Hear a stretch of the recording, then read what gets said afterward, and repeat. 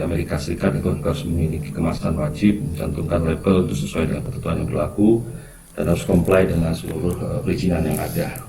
Jadi pada umumnya memang semuanya terkait dengan masalah keamanan dan kesehatan. Dan nantinya juga kita harus meneliti kembali berbagai regulasi tersebut dan mengikuti perkembangan dari regulasi atau polisi yang ada. Yang biasanya kita harus cek adalah US Custom maupun US FDA-nya. Dan selanjutnya untuk nanti peluang berikutnya nanti juga masalah GSP, meskipun saat ini memang masih dalam proses, namun kita harapkan GSP ini akan segera diaktifkan lagi karena memang sekarang sudah sedang ditunggu-tunggu oleh berbagai kalangan. Selanjutnya kalau kita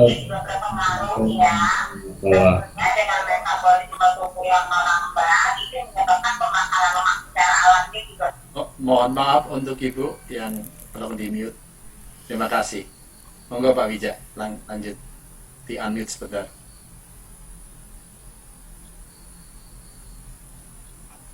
Pak Wijaya, monggo lanjut. Oke, terima kasih. Jadi kami lanjutkan lagi. Jadi pasar Amerika seperti yang kami sebutkan tadi, meskipun ketat dan memiliki tuntutan kualitas yang tinggi, peluang untuk produk-produk UKM masuk ke Amerika Serikat ini masih terbuka cukup luas, dan tentunya tadi seperti disampaikan oleh Pak Kuai juga kita perlu melakukan kolaborasi baik dari kami dari pemerintah, kemudian juga dari berbagai asosiasi pembina para pelaku usaha UMKM, kemudian juga dari diaspora juga memiliki peranan yang cukup penting. Dan ininya ketika kita berbicara sinergitas dengan berbagai pihak ini, maka kita akan mampu dan kami juga yakin bisa menciptakan peluang-peluang yang masih cukup besar di Amerika Serikat.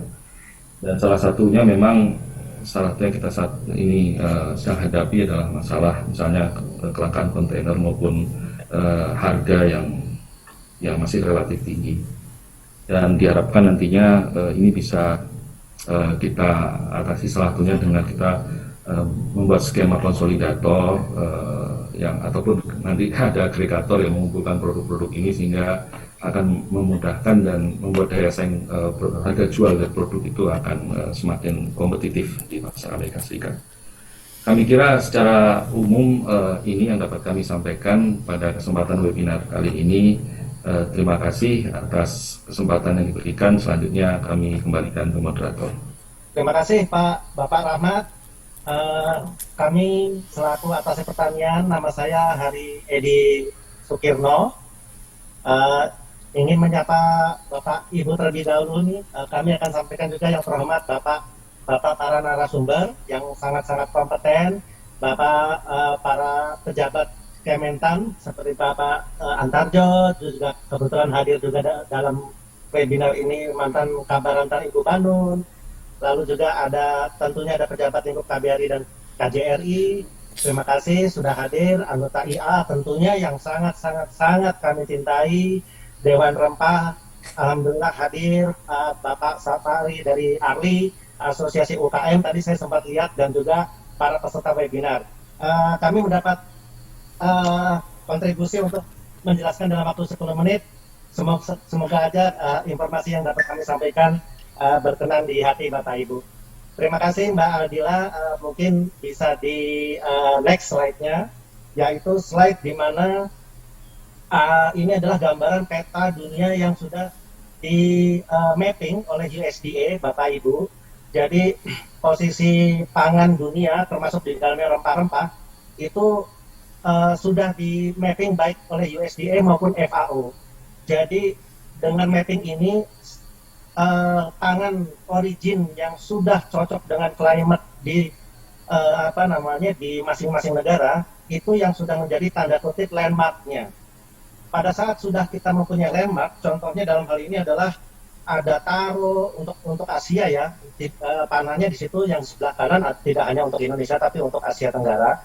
Itu ada sweet potato, taro, ada sugarcane, teh, ada juga eggplant ya, ada cinnamon juga ada di situ, ada pear, melon, coconut, banana dan sebagainya itu sudah trademarknya Indonesia. Jadi Asia sudah dijamin bahwa produk-produk yang demikian ini diidentifikasi oleh pihak USDA dan FAO itu yang menjadi patokan para buyers di mana sih beli produk-produk pangan olahan maupun mentah yang tanda kutip berkualitas. Kita memang sudah diberikan rahmat oleh Tuhan Yang Maha Kuasa dengan segitu banyak kesuburan tanah di Indonesia ini, sehingga tentunya hal ini sangat membanggakan bagi kita semua. Kalau ibarat Kus mengatakan itu kayu aja dilempar sudah bisa menjadi tanaman, kan begitu. Jadi memang ini cukup penting bagi kita, terutama bagi buyers. Dan kita sangat terkenal dalam hal rempah-rempah. Next slide, Mbak Aldila. Ya, Bapak Ibu, perkenankan kami sampaikan sedikit. Ini adalah merupakan spices dan seasoning market yang sudah juga diidentifikasi, di mana global spices artinya dunia itu perdagangannya mencapai 15 billion ya, itu di tahun 2018. Dan prediksinya itu terus naik sampai dengan 2026. Amerika saja di tahun 2018 market share-nya itu 7,08 billion, Bapak. Itu sudah 2 tahun yang lalu. Jadi besar kemungkinan kita sudah growing di Amerika ini, di tempat kami berkedudukan, dan tentunya ini menjadi pasar yang baik.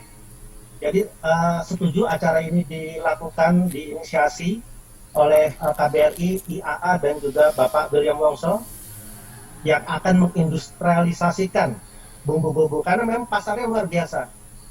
Dari sini kita bisa melihat bahwa prediksi para ahli, terutama dari Fortune Insight ini, menyatakan bahwa marketnya itu cukup baik, dan kompetisinya seperti yang disampaikan oleh Pak Wijaya tadi dari Vietnam, dari Thailand. Menurut saya walaupun itu menjadi kompetitor, tapi kita masih bisa meraihnya karena kita dalam posisi di negara yang tropis gitu ya. Jadi seperti Brazil dan sebagainya itu masuk ke Amerika luar biasa. Bagaimana tidak murah, mereka hanya lewat truk, sedangkan kita lewat kapal laut, bahkan melalui air freight ya gitu. Next, Mbak Adila. Berikutnya ini nanti adalah gambaran kenapa marketnya bisa sampai 7 billion dan menjadi 15 billion di dunia. Karena setiap American cuisine, masakan Amerikanya sendiri di setiap negara bagian dari total 50-an state, itu semuanya menggunakan spices. Jadi Bapak Ibu perlu ingat kenapa Amerika marketnya sangat baik, karena orang Amerikanya aja, American people-nya itu makan makanannya butuh banyak spices. Perlu menjadi catatan, ini belum termasuk kontribusi orang-orang diaspora Asia, ya, diaspora Asia di mana kebanyakan ada Vietnam, ada India, ada Cina. Ini belum menyenggol kontribusi mereka. Ini baru American cuisine aja itu sudah sangat menyedot posisi dari produksi di kita. Jadi potensialnya tadi besar banget. Kami juga ingin mendengar dari Bapak utama tadi dari Dewan Rempah, bagaimana produksi kita nanti besarnya sehingga kita bisa dapat punya daya dorong untuk bisa masuk ke Amerika Serikat, tentunya sesuai dengan kualitas yang diminta oleh USDA, FIS, dan FDA. Next, Mbak Aldila. Ya, terkait dengan sensus ini, Bapak Ibu jangan melihatnya pusing, lihat aja di angka tahun 2000 di mana di atasnya itu ada tertulis angka 11.900.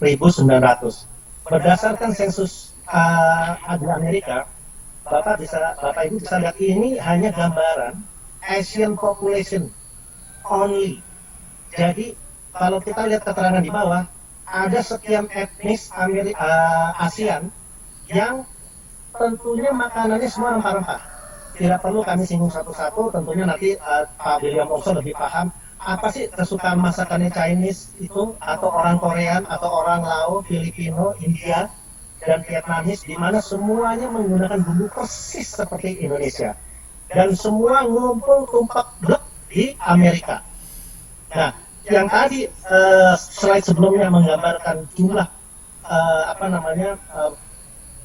makanan yang disukai atau asli makanan asli Amerika, ditambah slide ini adalah jumlah penduduk Asia yang berbondong-bondong datang ke Amerika.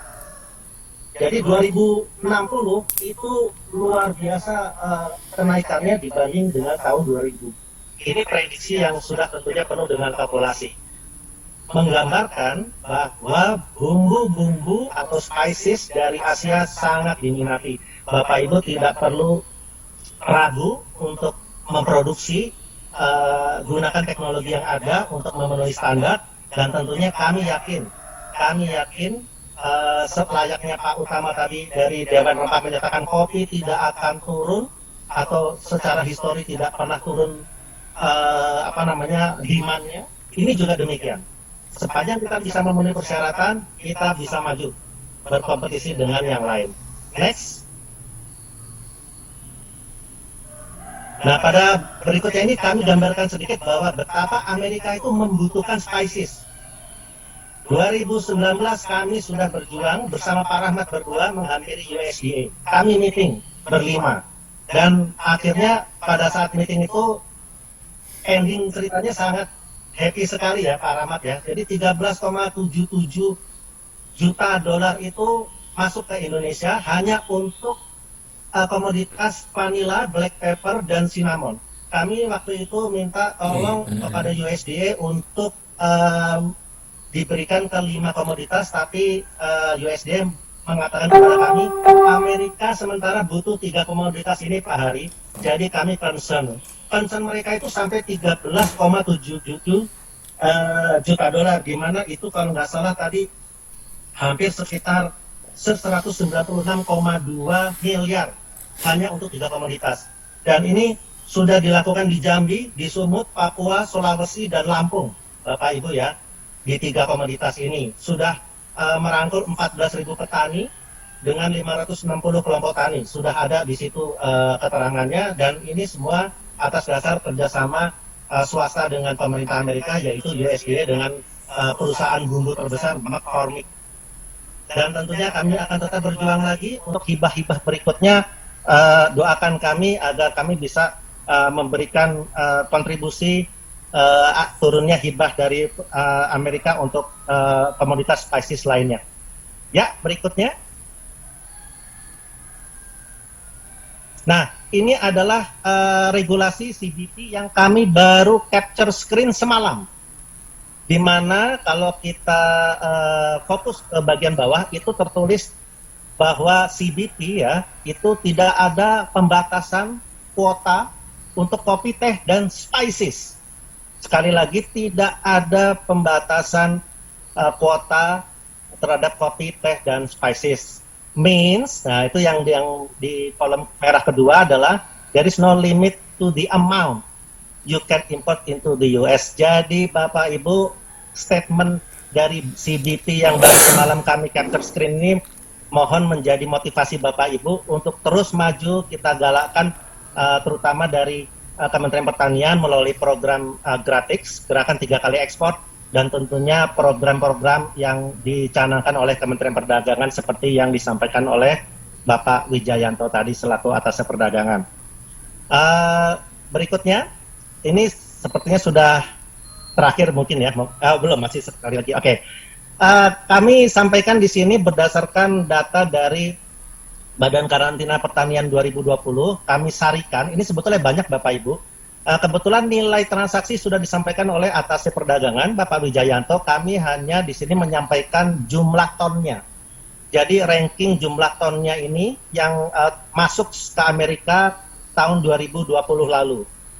Nah, Bapak Ibu bisa melihat bahwa di situ ada biji lada ya, nomor 2, kulit kayu manis nomor 1, hampir 5,7 ribu ton, gitu ya. Ada kunyit di hortikultura, sisi sebelah kanan tabel, ya. Dan Bapak Ibu bisa lihat bahwa tidak hanya ini Bapak Ibu, kebetulan ini ada banyak lagi, kami ambil yang 10 besar saja. Dan tentunya Bapak Ibu yang memproduksi komoditas di luar ini jangan patah arang. Semua komoditas tanda kutip kami yakin dan kami jamin dibeli oleh Amerika. Karena balik lagi etnis-etnis di Amerika banyak sekali, baik dari yang Amerika Meksiko, dari Asia, dan semuanya membutuhkan spices.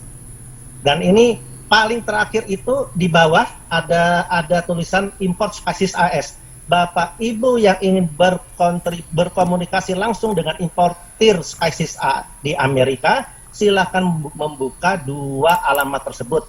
Alamat pertama adalah market intelligence dari kami atas pertanian. Saya dan Pak Rahmat berkontribusi di situ, mengumpulkan contact person, email, nama manajer marketingnya, alamatnya, dan komoditasnya apa, serta handphonenya dari si contact person. Nah, nomor 2 itu juga Bapak Ibu bisa lihat, itu kami dapati dari rekan kami dari USDA, bahwa silakan menghubungi website ini, di mana ada sekitar, kalau nggak salah 9 atau mungkin 8 the biggest American imported di Amerika. Jadi kalau Bapak tahu pepatah tidak kenal maka tidak sayang, ya begitulah. Artinya kalau Bapak Ibu sebagai UMKM yang siap ekspor ingin cepat maju, kalau gaya milenial ini harus cepat-cepat komunikasi, say hi kepada mereka, lalu menjalin komunikasi. Itu langkah awal. Berikutnya ada tips ya, kalau nggak salah abis ini. Ya, tips kami bersinggungan, artinya hampir-hampir sama dengan yang disampaikan oleh Pak Atas Perdagangan. Kami menekankan saja bahwa para milenial atau para pemula untuk mau mencoba ranah ekspor di Amerika, kami mohon agar cermat menganalisa ya permintaan pasar. Karena tentunya seperti Pak Utama tadi menyatakan dari Dewan Rempah, market base. Kita bukan production base, kita market base. Orang butuh apa kita buat, bukan kita memproduksi apa orang suruh beli. Jadi tolong, ini mindset yang berlaku di dunia internasional ya. Anda butuh apa, spek apa kami buat, begitu. Lalu yang berikutnya, kontak calon importir untuk bangun relasi awal seperti yang saya sampaikan. Jangan malu-malu, say hi. Karena pada dasarnya importir Amerika juga belum tentu orang Amerika. Bisa aja orang Meksiko, bisa aja orang Argentina, bisa saja orang Brasil. Jadi kalau sudah minder, oh kami nggak bisa bahasa Inggris, yang di sini juga belum tentu bisa bahasa Inggris. Artinya jangan ada rasa minder, kita maju terus sesuai dengan kapasitas kita. Yang penting kita menyampaikan informasi kepada mereka harus jujur. Lalu kedua, produksi sesuai kualitas standar. Kenapa saya katakan kualitas standar? Karena standar setiap importir berbeda. Ada yang butuh kopi standarnya demikian. Ada di tempat lain standarnya mungkin nggak perlu tinggi-tinggi, yang sedang-sedang aja. Dan begitupun dengan komoditas lain. Jadi kita tidak perlu di dalam negeri berlomba-lomba memenuhi standar yang tinggi, padahal importir nggak butuh standar tinggi. Ini yang perlu kita bicara, makanya kontak calon importirnya, mereka maunya apa. Itu yang kita sajikan. Lalu yang berikutnya, pastikan produk berkesinambungan. Ini sudah ditegaskan juga oleh Pak Wija, agar kita selalu memproduksi, jangan ibaratnya kalau puasa tuh Senin Kamis Bapak Ibu. Jadi, kadang produksi, kadang enggak, kadang ngaku ini ada lagi paceklik, kadang lagi kena hama, hilangnya lagi kena typhoon. Orang Amerika selaku bisnismen, time is money, tidak mau mendengar alasan seperti itu. Jadi Bapak Ibu harus berkolaborasi untuk saling supply dan menyiapkan stok untuk siap kirim sesuai dengan tanda tangan yang dikontrak. Lalu ini yang saya garis bawahi, kenapa saya kasih kolom merah, karena ini hampir pasti sulit terjadi untuk bersaing dengan harga negara lain. Nanti tentunya dalam forum tanya jawab bisa saling berdiskusi kenapa demikian. Tapi yang jelas setiap kali kita membantu pihak UKM masuk Amerika, pasti harganya nggak dapat. Itu hampir pasti. Jadi nanti mungkin bisa didiskusikan di sesi berikutnya. Apakah sertifikasi itu jelas? nanti juga ada Pak Agus dari FDA. Maksudnya saya juga di sini dapatkan sertifikasi ini juga katakan organik ya, USDA organik gitu. Itu juga cukup penting. Jadi kalau kita bisa mendapatkan sertifikasi standar mereka, tentunya publik di Amerika atau masyarakat Amerika juga sudah memenuhi standar nih. Nah, jadi mereka berkenan untuk membeli. Kolaborasi ini juga penting. Sulitnya minta ampun. Maaf saya harus katakan kebanyakan orang Indonesia maunya maju sendiri. Dan kalau sudah maju sangat hampir pasti tidak mau memberitahukan rekannya karena ingin dijalankan sendiri. Dalam arti kata sebetulnya tidak apa-apa sepanjang sanggup. Tapi kadang-kadang tidak sanggup memenuhi kuota tapi tidak mau share buyer. Dan akhirnya nggak jadi dua-duanya. Nah, daripada demikian, mari kita bermitra, kita berkolaborasi, menyusun lembaga terkecil, baik koperasi atau sejenisnya untuk memperkuat posisi kita, gitu. Dan yang terakhir, ini ada patuhi regulasi, ya tadi juga Pak Agus nanti akan sampaikan ya, bahwa itu sudah jelas, sanitari dan phytosanitary itu udah nggak mungkin bisa ditawar-tawar, nggak memenuhi itu, tentunya tidak masuk. Nah, yang terakhir itu adalah kirim sampel. Jadi jangan ragu untuk mengirim sampel ke kami. Kami akan promosikan dengan Pak Rahmat, kolaborasi dengan Pak Adak ke berbagai negara bagian. Kami juga mengirim sampel Bapak Ibu ke para konjen atau ke KJRI untuk dipromosikan gratis Bapak Ibu. Jadi kalau Bapak Ibu ingin memperkenalkan produknya, baik itu madu, baik itu bubuk powder hasil olahan buah apa dan sebagainya, kirim ke kami promosikan gratis, jaminan kami itu. Oke, berikutnya Mbak Dilan. Ya, ini adalah penutup dari kami sesuai dengan arahan Bapak Menteri.